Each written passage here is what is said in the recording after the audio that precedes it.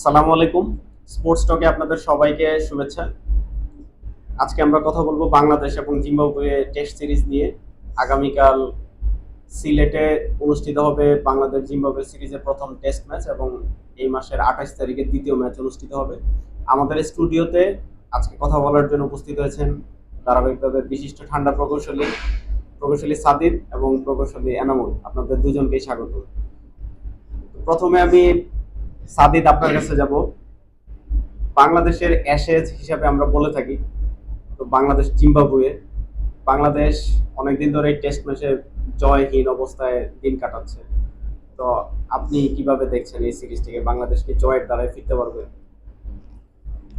শুরুতে যেটা বললেন, ধন্যবাদ শিমুল ভাইকে আপনার স্টুডিওতে আমন্ত্রণ জানার জন্য। আজকের যেহেতু আলোচনার টপিকটা আমাদের হলো যে বাংলাদেশ জিম্বাবুয়ে এসএস সিরিজ, এসএসটা আলটিমেটলি বাংলাদেশের ক্ষেত্রে এটাই প্রযোজ্য। জিম্বাবুয়ের ক্ষেত্রে বাংলাদেশের প্রিভিয়াস যে হিস্টোরিগুলো দেখি, যখন জয়ের ধারাবাহিকতাতে বেরোয় আসে তখনই কিন্তু আমাদের জিম্বাবুয়ের সাথে একটা গুরুত্বপূর্ণ ম্যাচ কোনো না কোনোভাবে হয়। প্রিভিয়াস জিম্বাবুয়ের সাথে যে বাংলাদেশের হিস্টোরি টেস্টে 18 বারের মতো মুখোমুখি হয়েছে, যেখানে বাংলাদেশ জিতছে, একটা আগে আছে যে বাংলাদেশ জয় লাভ করছে 8টাতে, জিম্বাবুয়ে জয় লাভ করছে 7টাতে, 3টা উইকেট ড্র। তার মানে মোটামুটি কাছাকাছি আছে যে 8-7। এখন এই লাস্ট গত যে দুইটা ম্যাচ সিরিজ ছিল বাংলাদেশের টেস্ট সিরিজে শ্রীলঙ্কা আফ্রিকার সাথে, দুইটাই বাংলাদেশ পরাজিত হয়েছে বাংলাদেশের মাটিতে। যদিও আমরা ওয়ানডেতে অনেকে গিয়ে, কিন্তু টেস্টে ওইরকম কিন্তু আশানুরূপ কোনো ফলাফল আমরা পাই না। লাস্ট দুইটা সিরিজ ছিল শ্রীলঙ্কার সাথে, 2-0 ব্যবধানে বাংলাদেশ আসছে। তো এইবার বাংলাদেশে অভিজ্ঞ প্লেয়ারের মধ্যে মানে স্কোয়াডে খুব কম প্লেয়ারই আছে, যে মমিনুল হক, মুশফিকুর রহিম, নাজমুল হাসান শান্তর এরকম ফর্ম নাই। সো যদি তারা মোটামুটি ফর্মে আসতে পারে, যে অভিজ্ঞ যেগুলো প্লেয়ার তাদের অভিজ্ঞতা যদি এই টেস্ট ম্যাচ সিরিজটা, যেহেতু 20 তারিখ থেকে টেস্ট ম্যাচটা হবে সিলেটে যদি অভিজ্ঞতা কাজে লাগাতে পারে, আশা করি তারা এই 8-8-এ আর ড্রটা হবে না, বাংলাদেশ 9-7-এ এগিয়ে থাকবে জিম্বাবুয়ের সাথে। ধন্যবাদ। আচ্ছা, এবার আমি এনামুলের কাছে যাব। আচ্ছা, আপনি প্লেয়ারদের কথা বলছিলেন। মমিনুল হক, বাংলাদেশের টেস্ট সিরিজ হলে মমিনুল হকের ডাক পড়ে। আমরা দেখেছি বিপিএলেও তিনি দল পাননি। তাহলে বিপিএল এ দল পাননি, ঢাকা প্রিমিয়ার লিগেও ওইরকম ভাবে তিনি দলে অন্তর্ভুক্ত থাকেন না।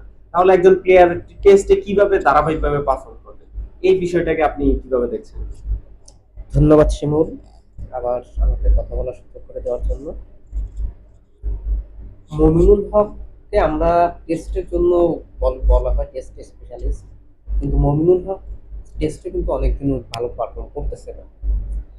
আর মমিনুল হক কিন্তু ফার্স্টে যখন আসছিল তখন সে প্রথম ওই ম্যাচটা ইন্ডিয়া আর পাকিস্তান, আমার ওইভাবে মনে পড়তেছে না যে ম্যাচটা ইন্ডিয়া অথবা পাকিস্তান, দুইজনের যে কোনো একজনের সাথে। তা আমরা সবাই বলতেছি যে ব্যাটের থেকে ছোট একটা পিচ্ছি এত বৈপ্লবিক শট কেমনে খেলতেছে।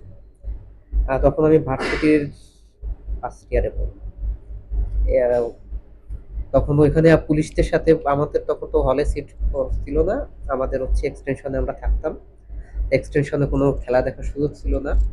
সাইডে পুলিশ ম্যাচ ছিল, পুলিশ ম্যাচে পুলিশদের সাথে যে খেলা দেখতেছে, তো পুলিশটাও বলতেছে যে মাজার সমান একটা পুলা এত বিগ বিগ শট কেমনে খেলতেছে।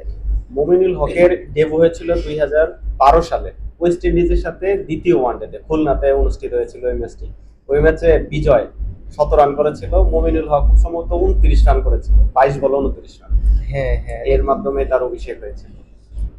এখন এর দ্বারা তাকে কিন্তু আসলে প্রথমে সবাই বিগ শটের খেলোয়াড় হিসেবেই চিনছে। টি-20তেও কিন্তু সে বিগ শট দিছে, খেলছে। এরপর টেস্টেও সে কিন্তু এসে ঠোকায় খেলতো এরকম কিন্তু না, সে কিন্তু টেস্টেও কিন্তু হিট করেই খেলতো, প্রচুর হিট করতো। এখন পরবর্তীতে হচ্ছে কি, সে টেস্টে তার 100 পারফরমেন্স ভালো থাকার কারণে তাকে টেস্ট স্পেশালিস্ট হিসেবে বলা হচ্ছিল। এখন এখন লাস্টের দিকে সে কিন্তু কোনো জায়গায় আসলে ভালো পারফরমেন্স নাই। এখন টেস্টে আমাদের খেলোয়াড় নাই, আমাদের যদি ধরা হয় আমাদের টেস্টের পাইপলাইন নাই বললেই চলে। এখানে যে সাদমান, মাহমুদুল হাসান, জয়, এই যে সব খেলোয়াড়, এগুলো খেলোয়াড়ের কোনো খেলোয়াড়ের জাত। এখন এইসব খেলোয়াড় না, কোন খেলোয়াড় নাই বিদায় হচ্ছে মমিনুল হক টেস্ট স্পেশালিস্ট। সাব্বিদের কাছে আসবো। আমাদের দলীয় জনের শান্ত, আপনি কি মনে করেন তাকে আরো কন্টিনিউ করা উচিত ক্যাপ্টেন হিসাবে, বা তার অবস্থানটা কি পাকাপোক্ত একজন খেলোয়াড় হিসেবে? মানে আপনি যদি এই পঞ্চপাণ্ডব যে যাদের বলতাম তারা কিন্তু সবাই রিটায়ার্ড নিয়ে নিছে, শুধু আছে হইলো গিয়া মুশফিকুর রহিম।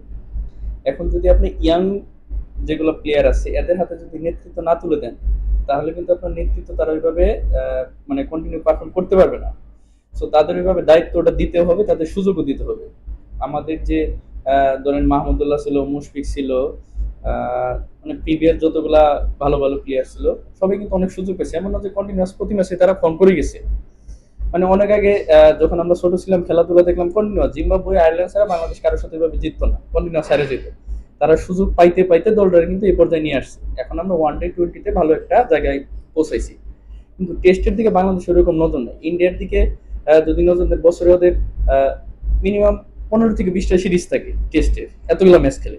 বাংলাদেশ বছরে সুযোগ পায় 2টা থেকে 3টা।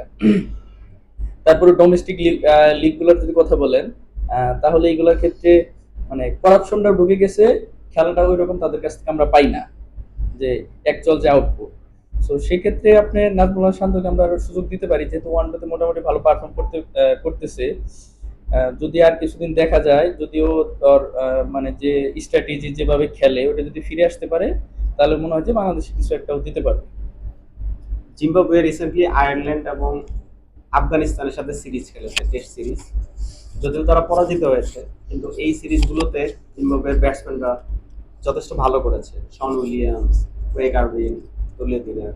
তো তারা যে আফগানিস্তানের শক্তিশালী বোলিং আক্রমণের বিরুদ্ধে তারা 599 রান করেছিল, নিঃসন্দেহে অনেক রান।